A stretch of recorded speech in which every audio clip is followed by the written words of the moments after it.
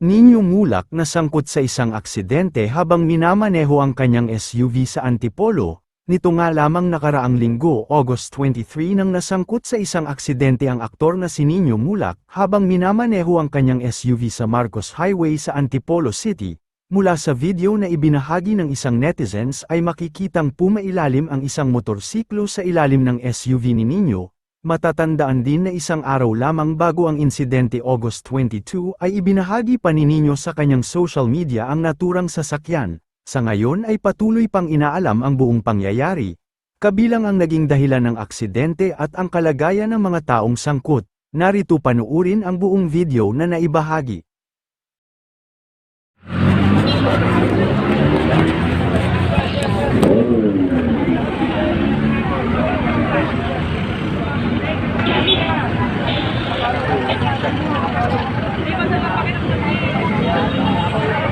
Kasama kami, nag-breakfast eh. Nauna siya umuwi.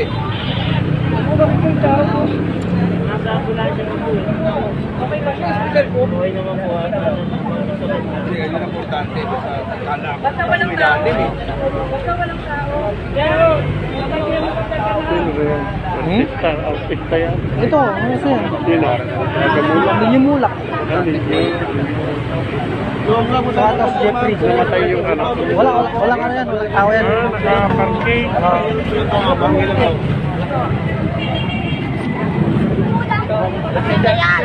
Si Jeffrey. Hindi yung kilala si Jeffrey.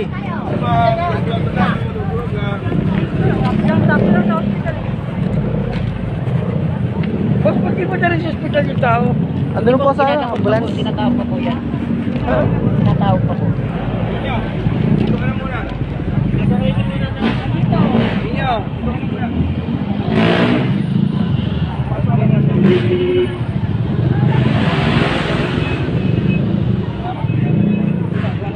Try mo na kayo sir, try mo muna kayo.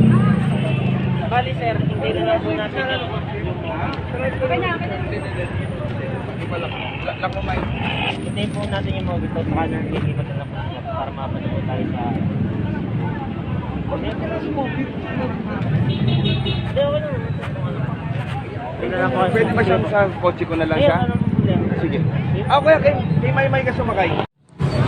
Asawa. Si Nino Mulak.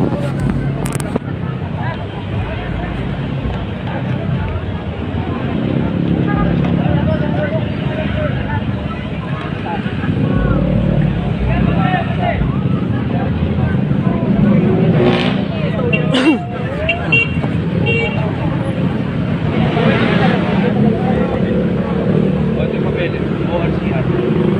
Kailangan din po namin yung pag-interactive. Sino binigay mo sa amin? Kaya nga Kaso kailangan yung lisensya na rin bulas. Pero sa akin, kailangan lang. Kasi natanggal daw dyan. Kasi magaling na si Bulas. Kahit pagkakasaya rin ito. Pwede mo na rin talaga sa usapan.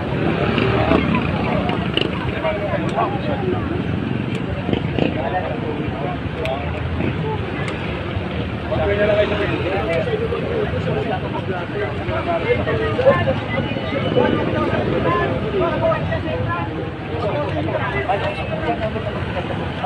Ano po pag-usapan? Ayos na yan.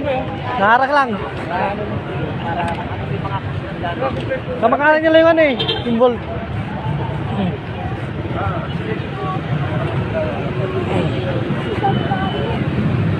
Uy!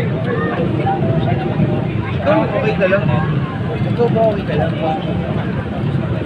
Ano po? Sige, convoy na ako kuya. Hello mga kainako, so for today's video nga, isi-share ko sa inyo kung ano yung nangyari disgrasya dito sa lugar namin. Yes, tama po kayong naririnig, nagkaroon nga ng matinding disgrasya dito sa lugar namin. Pagmamay-ari nga pala ni Nino Mulak itong sasakyan na ito. Opo, siya po yung artista. Hindi talaga natin masasabi kung kailan talaga darating ang disgrasya. Kaya nga sa mga nagmamaneho, palagi po tayong mag-iingat dahil may pamilya pa tayong uuwian. Kung mapapansin nyo nga, sobrang daming tao kasi nga merong artistang involved sa disgrasya. Hindi nga natin sila masisisi kung bakit sila nakikimarites. Talaga namang nagdulot ng trapiko itong disgrasya. Mabuti na lang din talaga at nakaagapay ang mga traffic enforcer tsaka mga kapulisan. At ito nga, paglapit ko, nagulat ako kasi meron palang taong nadamay. Ayon nga sa mga narinig ko, kumakain daw si kuya dito sa may parisan. Na nga din pala yung may-ari ng motor na nakaparking na nabangga ni Ninyo Mulak. Buti na lang din daw talaga at mabilis nakatawag ng rescue itong mga tao na naririto. Kaya naman agad-agad dumating yung ambulance at nakuha na si kuya. Grabe, kahit hindi ko nga nakita yung mismong pangyayari, talaga namang nakakapanglambot ng tuhod. Mabuti na lang din talaga at hindi sobrang lala yung nangyari kay kuya. Biruin mo yun, hindi mo talaga masasabi kung kailan ka madidisgrasya, kumakain ka lang ng pares pero bigla ka pang nabangga. Ayon nga sa mga narinig ko, galing sa kabilang kalsada yung sasakyan ni Ninyo Mulak. Dahil nga raw galing pa ito sa taping ng Home Along the Riles, siguro sa sobrang pagod niya nakaidlip siya. Huwag nyo nang pilitin magmaneho kung hindi nyo kaya at lalo na kung pagod at puyat kayo. Kasi nga baka may madamay pa tayo at may naghihintay na pamilya sa kanila. Buti na lang din talaga at mabilis dumating tong rescue, nakuha na rin agad si kuya. At sana nga maging ingat nga natin, hindi to basta-basta naiiwasan. Kaya na nga tuluyan nang nakuha si kuya ng ambulance, kung makikita nyo talaga namang marami siyang sugat sa paa niya. Mabuti na lang din talaga at malapit lang yung ospital dito sa lugar namin. Ito na din pala siya sa ER tinakbo. At ayan nga, kung makikita nyo, halos katabi lang din talaga ng ospital itong disgrasya dito sa lugar namin. Talaga namang sirang-sira yung motor ni kuya at lasog-lasog na. Kung mapapansin nyo nga rin, merong dalawang malaking poste dito sa tapat ng kotse na pinagdisgrasyahan. Ito ngang si tatay na nakaputi, siya pala yung may-ari ng tindahan. Mabuti na lang daw talaga at pinauwi siya ng asawa niya dun sa bahay nila. Hilig nga daw kasi silang tumambay dito mag-asawa sa tapat ng tindahan nila. Talagang napakabuti pa rin talaga ng Lord dahil nga iniwas sila nanay at tatay sa disgrasya. Anyway, sa pagkakarinig ko nga wala daw kasama si Ninyo Mulak, mag-isa lang siya at siya din yung driver ng kanyang sasakyan. Si ating naka-orange nga tsaka yung pamangkin niya daw yung nakakita ng mismong pangyayari. Kaya naman tumawag kaagad sila ng rescue. At ayan na nga, kitang-kita talaga na kumalso yung motor ni kuya sa sasakyan ni Ninyo Mulak. Nakapark nga kasi yung motor ni kuya habang kumakain siya sa parisan.